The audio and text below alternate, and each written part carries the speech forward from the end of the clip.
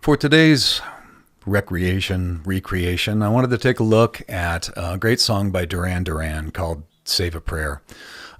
This song's very interesting because it's in D minor for the verses, but it drops down to B minor in the chorus, which is weird. Seems like it wouldn't work, but it certainly does. And it's got some very identifiable, very creative keyboard components going on. So let's jump in and take a look at that. So the first thing you'll notice in this song is this intro keyboard part, and that sounds like this.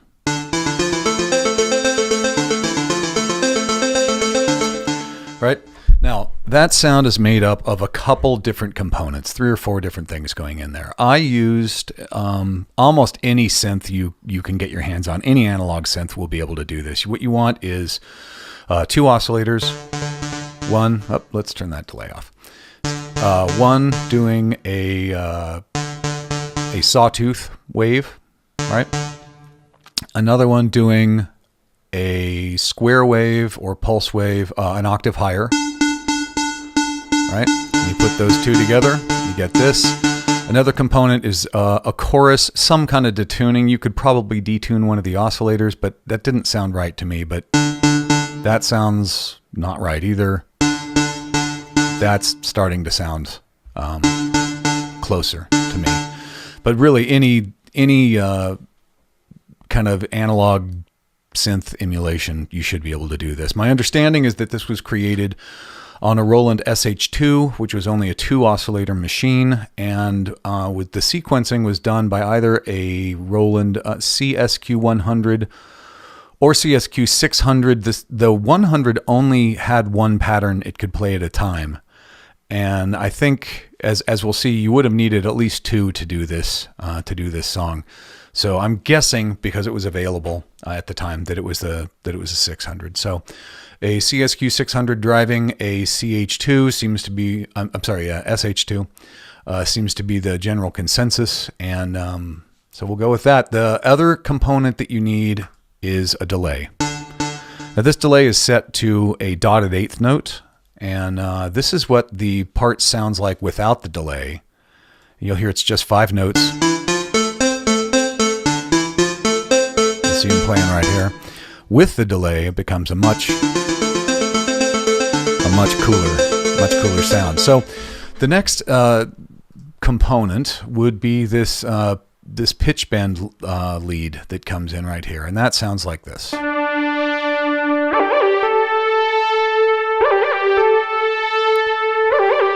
And for that, again, I am using the Tyrrell N6.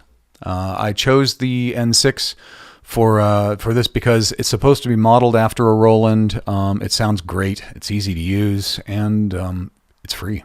So those are some good reasons right there. This was just a preset that I found. I think I might have tweaked it a little tiny bit. But the important thing on this patch is that you have your pitch shift set to a perfect 5th. You're hitting the pitch wheel, which would have been much easier to do on the keyboards that Nick Rhodes was using at that time, because they had rather than a pitch wheel, they had a stick that went from left to right rather than a wheel that goes forward and backward. So it would be very easy to kind of wrap your fingers around it and just pull that thing, set it to shift a 5th, and then just hit the note. So I tried a couple times. I ended up writing in that automation because it just didn't sound right with the pitch wheel. But so that's that sound. And when you put the 2 of them together,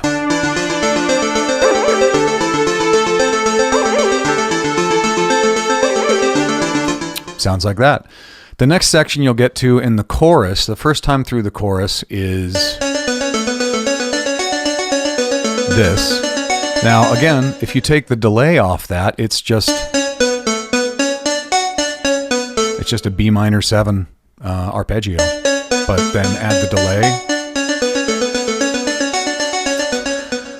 And then, so there's your chorus section. Then we jump back into a verse, and this time we're going to add some strings. Now, the strings that I'm using here, this is the Virtual String Machine from G-Force, any kind of 70s string ensemble. The cheesier, the better. They weren't great sounds back then. But so the part this is playing is literally just what the pitch bend lead played without the pitch bend, obviously. So.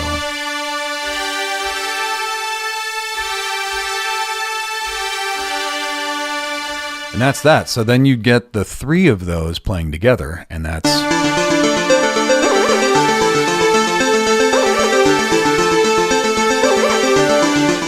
You get that. Then the next time you're into the chorus, we're bringing the strings in here, and the strings are playing B, D, G, and F sharp. It sounds like there's some bleed. They may have double tracked it so that you're actually getting something like that. But those are the main notes right there, and that sounds like this.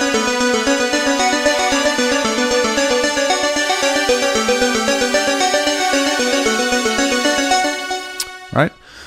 So then we go back into some verses and guitar solos and things like that. And these are basically the building blocks of the song. As you get towards the end of the song, probably using the octave range control on the SH2, the keyboard part, the main arpeggiator jumps up an octave.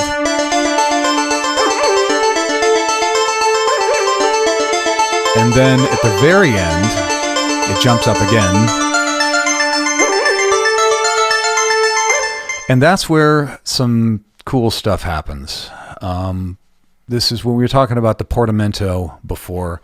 Portamento, the glide, is something that allows you to, rather than just have your keys go like that, if you turn this up,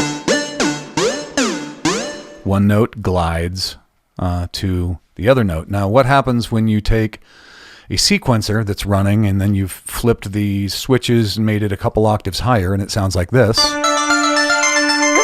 Then you can take the glide or portamento control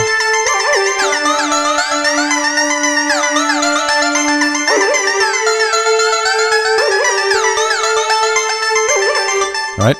So that's what gets you that kind of drifting out of tune effect at the end of the song. Interesting thing, all of his keyboards of that era would have had Portamento on them, but also the CSQ 100 and 600 both had Portamento on them as well.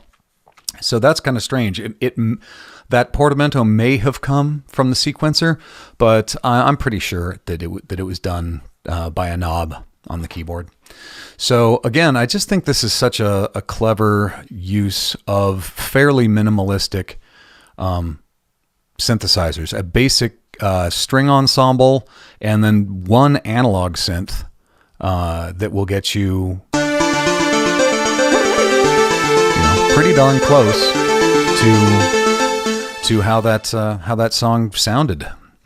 So that was a lot of fun. This song has got a great feel to it, and there's a lot of cool stuff to figure out on the way in here. If you guys have any other songs you'd like us to take a look at, please leave that in the comments below. And thanks for hanging out. Be good, be great, and we'll see you again soon.